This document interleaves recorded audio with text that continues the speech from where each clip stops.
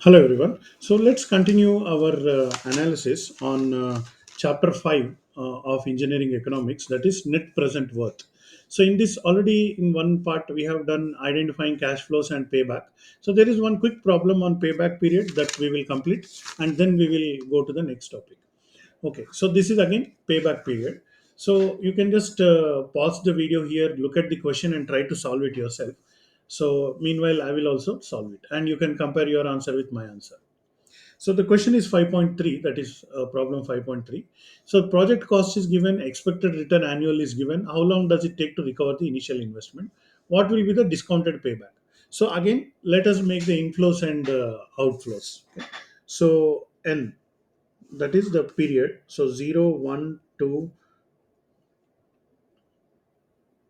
Okay, so the number of years is not given. So let's start with 4 years and then see what happens. So the cost, so that is outflow. So outflow I'm giving first. Okay, so that is minus. In fact, I don't have to give minus. So because I keep the heading outflow. So $120,000. This is the outflow.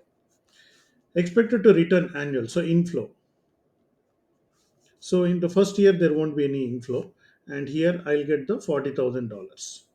Okay, so this is also in dollars, and the same way 40,000, and again 40,000, and again 40,000. One more year also I can write 40,000.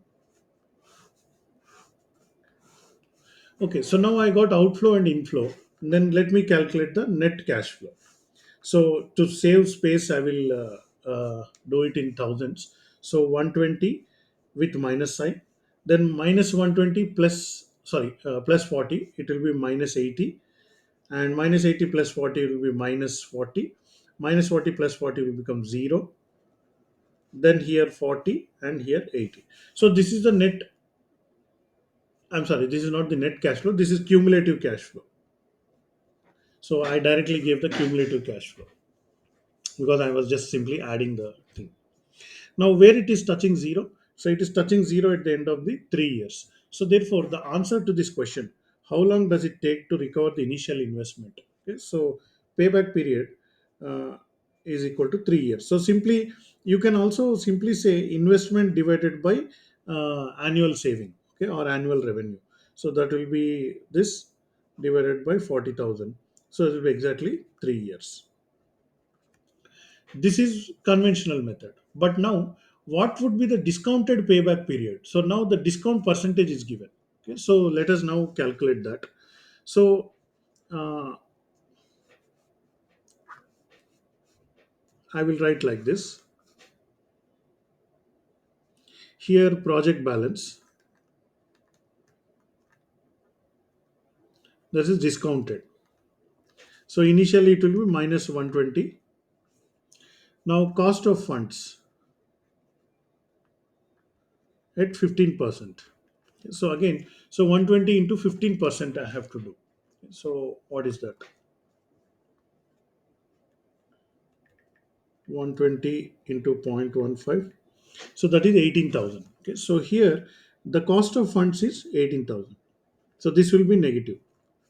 So now I'm getting an inflow of 40, but my cost of flow is 18,000. So therefore my project balance will be now 120. So that is minus 120 plus 40 minus 18. Okay, so let me show that. Minus 120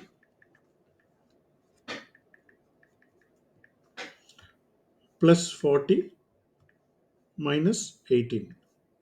So it is minus 98. Okay, so here minus 98,000. Now on this balance, again 15% cost of funds will be there. Okay, so into 0.15. So I'm getting minus 14.7 or minus 14,700. So now I need to calculate the new project balance. So what is the new project balance? I'll take the old balance, that is 98,000 with a minus sign.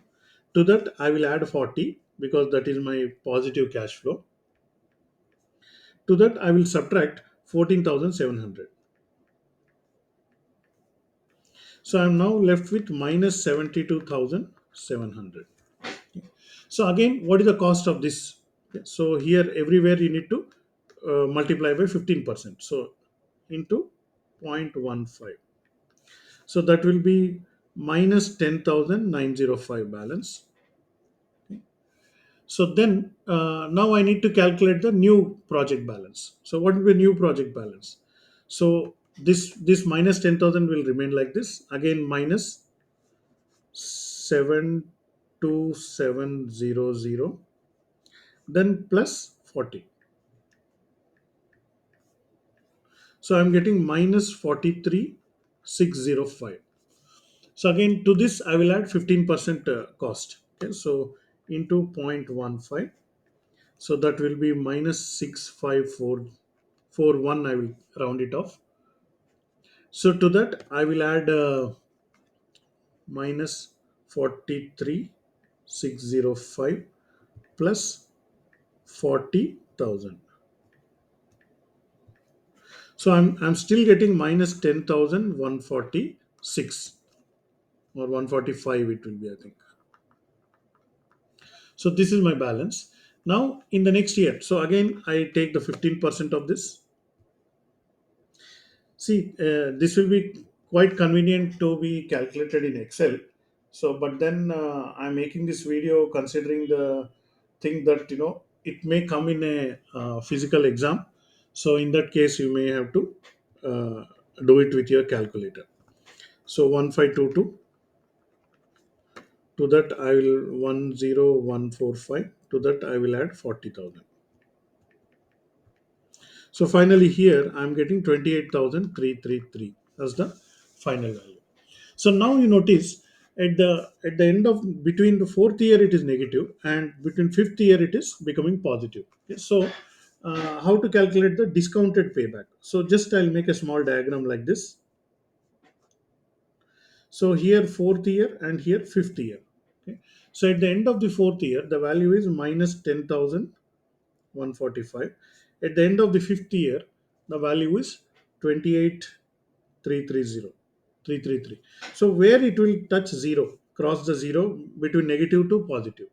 So how do we know that? So simply I'll take it as a fraction. 10,145 divided by 10,145 plus 28,333. So what will that be?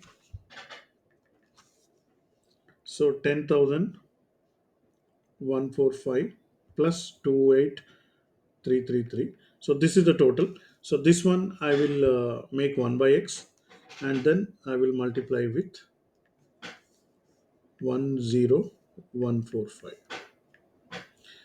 So I'm getting 0.26 years. So here I need to add 4 plus, okay, because this is there. So discounted payback period. So let me write like this,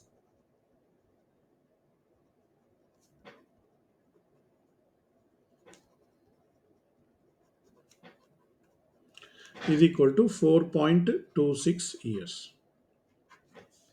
So the regular payback period, very simple, it is 3 years, but actual discounted payback is 4.26 years. So this is the difference between these two.